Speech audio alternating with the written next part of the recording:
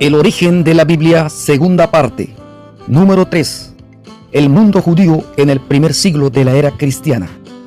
Los judíos dispersos se contaban en cientos de miles, exiliados entre las naciones mediterráneas y del lejano oriente, especialmente Mesopotamia y Alejandría. La Septuaginta es un testimonio indispensable de esta apertura cultural y una vía fundamental para entrar en contacto con la fe del pueblo judío en la época del Señor. En el año del nacimiento de Jesús, solamente en Alejandría, Egipto, la población judía sobrepasaba el 500.000 de fieles. Muchos de estos judíos se convirtieron al cristianismo y como resultado, la Septuaginta se convirtió en una fuente primaria para los escritores evangélicos y muchos otros cristianos tempranos. La naciente iglesia cristiana asumió la Septuaginta como expresión auténtica de la revelación divina. Los apóstoles acudieron a la versión de los 70 cuando escrutaron las antiguas escrituras en busca de los anuncios proféticos revelados por el Padre sobre la venida redentora del Hijo. La mayoría de las citas directas del Antiguo Testamento en el Nuevo Testamento coinciden con la Septuaginta. Hay aproximadamente 300 pasajes del Antiguo Testamento que se citan directamente o se aluden fuertemente de esta versión en el Nuevo Testamento. Número 4. Los rollos en la era cristiana. Mientras que aquella naciente iglesia se apoyaba en la Septuaginta y en la tradición oral de los testigos oculares del nacimiento, vida, muerte y resurrección de Jesucristo, para su desarrollo, otros nuevos rollos fueron componiéndose a medida que avanzaba el cristianismo.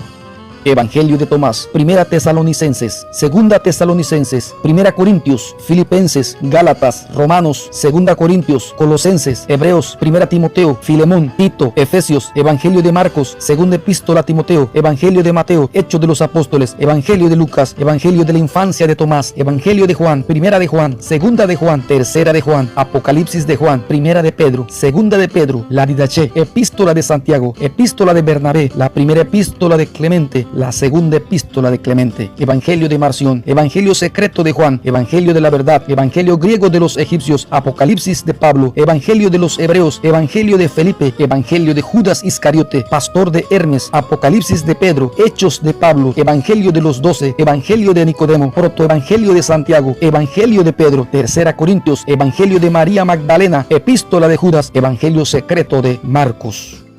Número 5. El canon de las Escrituras. En los primeros siglos de la Iglesia había una significativa variedad de opinión entre las iglesias cristianas acerca de cuáles escritos deberían ser considerados autoritativos. Debido a esto, algunos líderes cristianos estaban preocupados de que escritos heréticos pudieran llevar una autoridad inmerecida. Algunos líderes también dudaban de la autoridad apostólica de ciertos escritos. La pregunta sobre cuáles escritos debían ser considerados autoritativos para toda la Iglesia vino a ser más y más apremiante, ya que ciertos líderes influyentes empezaron a formar sus propias listas para apoyar sus enseñanzas heréticas. Otros herejes escribieron composiciones que reclamaban registrar los hechos de personajes apostólicas, ya que algunos herejes reclamaban el estatus de Sagrada Escritura para estos escritos. No es sorprendente que esto creara confusión en la Iglesia. Veamos cómo se formó el canon del Antiguo Testamento que hoy tenemos.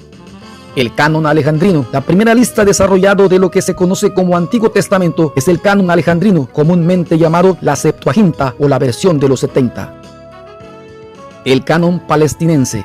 Hay una hipótesis que sostiene que un grupo de fariseos se reunieron en Yamnia y fundaron una escuela hacia el año 95 después de Cristo. Llegaron a un consenso sobre la lista del canon de los rollos hebreos que habrían de ser parte del Tanaj judío, quedando establecido así el llamado canon palestinense para la mayoría de los judíos de habla y cultura hebrea a principios del siglo II. El canon palestinense significó el rechazo de una serie de textos que grupos de maestros judíos de habla griega habían incluido en el canon alejandrino.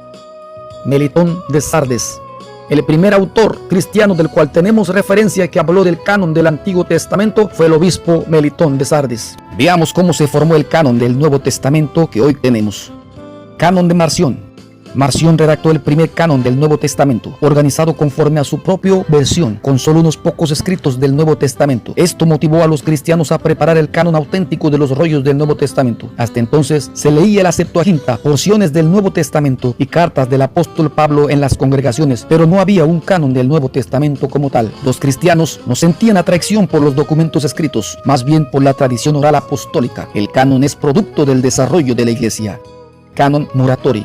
El primer intento de darle una lista al canon del Nuevo Testamento es el denominado canon de Muratori. Consiste en una lista de los rollos neutestamentarios, los 4 evangelios, Mateo, Marcos, Lucas y Juan, Hechos de los Apóstoles, 3 epístolas de Pablo, menos la epístola a los Hebreos, segunda epístola de Juan, Apocalipsis de Juan y Apocalipsis de Pedro.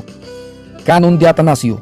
El primer canon neotestamentario ampliamente aceptado fue el establecido por Atanasio de Alejandría. En su carta pascual del año 367 después de Cristo, dio una lista de los rollos que se habrían convertido en los 27 rollos del canon del Nuevo Testamento, y él usó la palabra canonizado con respecto a ellos. Finalmente fue en el Concilio de Roma del año 382 después de Cristo cuando la Iglesia Católica junto al Papa San Dámaso I instituyeron el canon con la lista del Nuevo Testamento similar al de San Atanasio, y para la formación del Antiguo Testamento se usó casi la totalidad de la Septuaginta, pero excluyendo algunos rollos, entre los cuales están los rollos tercero y cuarto de los Macabeos, tercero y cuarto de Esdras, el rollo de Enoc, el rollo de los Jubileos, el rollo segundo, tercero y cuarto de Baruch, que más tarde sería conocida como la Biblia. Esta versión fue traducida del griego al latín por San Jerónimo por encargo de la Iglesia. Posteriormente, los concilios regionales, tercera de Hipona, tercera de Cartago, cuarto de Cartago, en los cuales aprobaron definitivamente dicho canon, quedando así: Antiguo Testamento, Génesis, Éxodo, Levítico, Números, Deuteronomio, Josué, Jueces, Ruth, primera de Samuel, segunda de Samuel, primera de Reyes, segunda de Reyes, primera de Crónicas, segunda de Crónicas, Esdras, Nehemías, Tobías, Judith, Esther, primera de Macabeos, segunda de Macabeos, Job, Salmos, Proverbios, Eclesiastés, el Cantar de los Cantares, Sabiduría, Eclesiástico, Isaías, Jeremías, Lamentaciones, Baruch, Ezequiel, Daniel, Oseas, Joel, Amós, Abdías, Jonás, Miqueas, Nahum, Habacuc, Sofonías, Ageo, Zacarías y Malaquías, un total de 46 rollos. En el Nuevo Testamento, Mateo, Marcos, Lucas, Juan, Hechos, Romanos, 1 Corintios, 2 Corintios, Gálatas, Efesios, Filipenses, Colosenses, 1 Tesalonicenses, 2 Tesalonicenses, 1 Timoteo, 2 Timoteo, Tito, Filemón, Hebreos, Santiago, 1 de Pedro, 2 de Pedro, 1 de Juan, 2 de Juan, 3 de Juan, Judas, Apocalipsis, un total de 27 rollos. Hubo 7 rollos de la Septuaginta que no fueron admitidos en el canon de la Iglesia desde el primer momento, sino que después de haberse disipado algunas dudas que luego fueron llamados deuterocanónicos. Son el rollo de Tobías, el rollo de Judith, el rollo de Sabiduría, el rollo del Eclesiástico, el rollo de Baruch, incluida la carta de Jeremías, el rollo primero de los Macabeos, el rollo segundo de los Macabeos, las adiciones griegas al rollo de Esther, las adiciones griegas al libro de Daniel. Por otra parte, también algunos rollos del Nuevo Testamento no fueron admitidos en el canon desde el primer momento, sino después de haberse disipado algunas dudas. También fueron llamados deuterocanónicos del Nuevo Testamento. Son Epístola a los Hebreos, Epístola de Santiago, Segunda Epístola de Pedro, Segunda Epístola de Juan, Tercera Epístola de Juan, Epístola de Judas y Apocalipsis. Conclusión. Dios, habiendo dado toda autoridad a Jesús, Jesús dio toda autoridad a la Iglesia para actuar en su nombre, invistiéndola del poder del Espíritu Santo.